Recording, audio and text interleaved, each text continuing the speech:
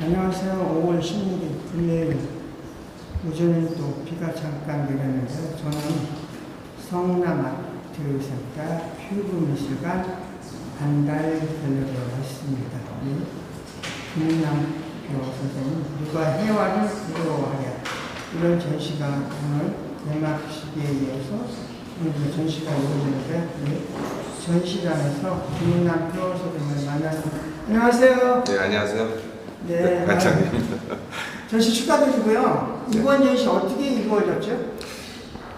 여기 공식 명칭이 이제 성남에 거주하는 현대미술 작가를 다시 재조명하는 기획전이거든요. 그래서 제가 성남 운중동에 한 7, 8년 거주하다 보니까 또 이런 기회가 왔고 또 지역 주민들하고 소통할 수 있는 또 전시가 되어서 굉장히 기대를 하고 있습니다. 네, 이번 전시 주제가 굉장히 이렇게 사람들의 이목을 끌어내는 제목인데요. 조금 더 구체적으로 전시에 들어가서 얘기 좀 해주시죠. 제가 최근에 너무나 당연한 이야기지만 회화 이야기를 좀 많이 하고 있는 것 같아요. 아무래도 그림이란 단어가 있고 회화라는 단어가 있는데, 뭔가 회화는 그림과 다른 어떤 미학적 태도가 분명히 있는 것 같고, 또 아무래도 그리는 행위에서 멈춰 있거나 아니면 시각적으로 보여지는 측면뿐만이 아니라 대상의 존재를 드러내는 어떤 그런 태도들이 회화가 갖추고 있는 어떤 조건들이라고 생각이 들었어요.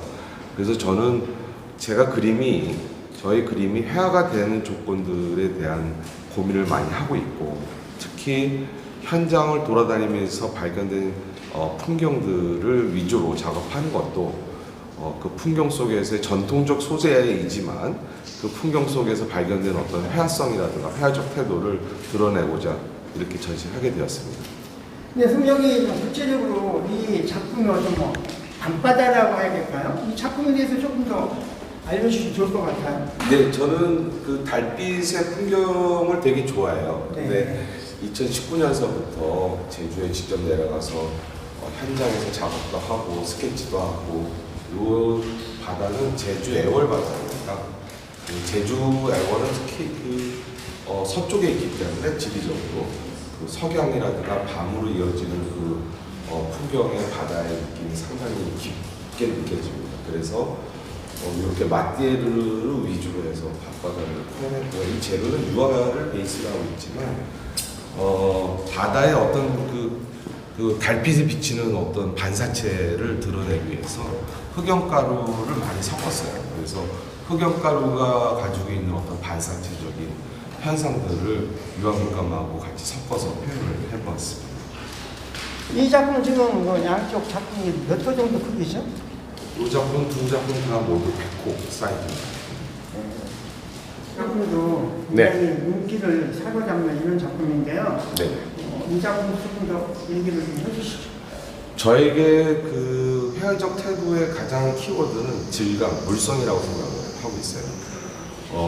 어쨌든 보이는 시각적 형태도 있지만 보이지 않는 감정을 드러낼 때 어떤 물성을 통해서 드러낼 수 있을까를 고민을 해보면, 저에게 가장 중요한 거는 여전히 어떤 마띠에 두터운 유화의 물감이 쌓여서 드러나는 물성을 굉장히 중요하게 생각합니다.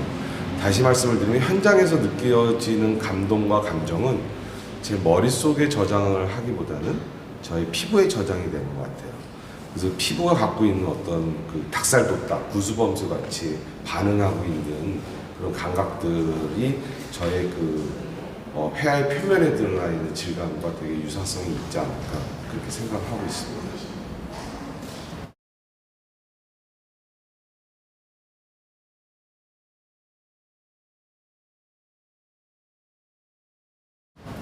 네, 지금 반달갤러리 2층에 올라왔는데요. 네, 이 그림 좀 더 알려주시죠.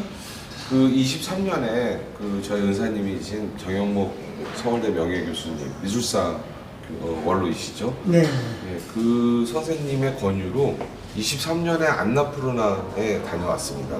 주된 목적은 박영석 대장 수색대 일환으로 다녀왔고요.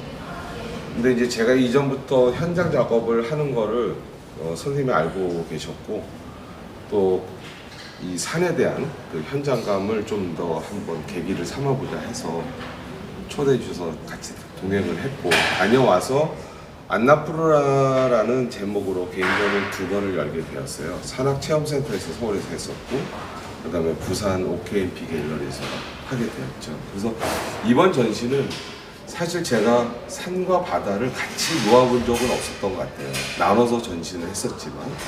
그래서 이번에는 한번 이걸 의욕적으로 한번 같이 놓아보자라는 취지가 있었고, 가장 전통적인 소재를 직접 다루는 현대성의 어떤 그런 부분들이 궁금했었기 때문에 이번 전시가 이루어지지 않았나 생각됩니다. 네, 우리 여기 같이 뭐 작품을 보죠. 여기. 요거는 이제 제주 애월 바다 앞에서 네. 수채화로 예. 라이브로 드로잉을 했던 것들을 모았습니다. 수채화, 요즘에는 이제 제가 드로잉을 할 때는 가장 베이스가 되는 재료는 수채화입니다. 그 수채화 역시 아주 특이한 재료는 아니지만, 저 개인적으로는 그 번짐이라든가 스며듦이 갖고 있는 즉흥성을 좀 많이 좋아하는 것 같아요. 그래서 현장의 그런 기분들을 즉흥적으로 편하게 용이하는 재료가 아닐까 생각합니다. 이 선생님의 이렇게 뭐 풍경이라고 해야 될까요? 이 그림을 보면서 내가 느끼는 거는 여기 어떤 현장성? 내가 지금 그 앞에 바로 서 있는 이런 느낌을 받는 이런 그림이 또 다른 작가와 구별되는 김남표의 어떤 그림이 아닌가 이런 생각이 드는데, 여기 어떤 주안점이 있을 것 같습니다. 2019년에 제주에 실제로 실경 작업을 하게 된 계기도, 스튜디오에서 작업을 할 때 우리가 화가들이 자료를 수집하고 그런 밑그림을 그릴 때 사실 현장에 대한 그 고증보다는 관념적으로 접근하는 경우가 상당히 많아요. 그래서 너무 텍스트 중심이나 언어 중심으로 흘러가는 경우들이 있고, 그런 답답함이 아마 누적이 돼서 현장으로 뛰어든 것 같아요.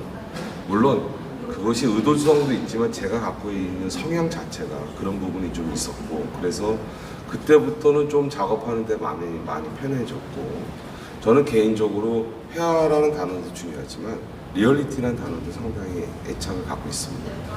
그 현실에 존재하는 어떤 대상이 현재에 존재하는 방식들이 있는데 눈에 보이진 않죠. 그 리얼리티라는 거는. 근데 우리가 회화를 통해서 그 리얼리티를 드러낼 수 있다, 보여줄 수 있다라는 가능성을 저는 믿고 있습니다.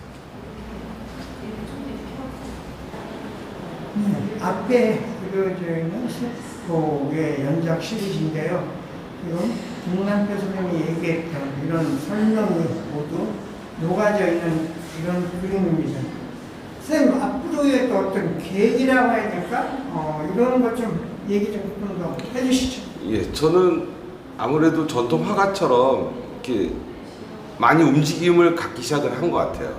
제주, 안나푸르나, 그리고 작년에 파리 시대 레지던시를 다녀와서 파리 작업들이 지금 이제 준비가 되어 있거든요.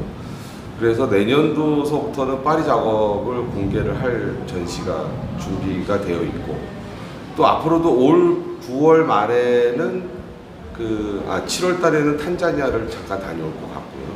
9월 달에는 또 네팔 히말라야를 또 한 번 더 다녀올 것 같습니다. 저에게는 아직 그 결과물이 궁극적으로 어떤 목적이냐라기보다는 계속 무엇인가 찾아다니는 것 같아요. 저한테 다가온 회화가 무엇인가, 그리고 제가 애착을 갖고 바라보고 있는 현실 속에서의 어떤 리얼리티가 어떤 것일까, 그런 것들이 여전히 궁금하고 찾아가는 과정이 아닐까라고 생각이 되고요. 그런 취지에 맞는 전시를 구상하고 있습니다.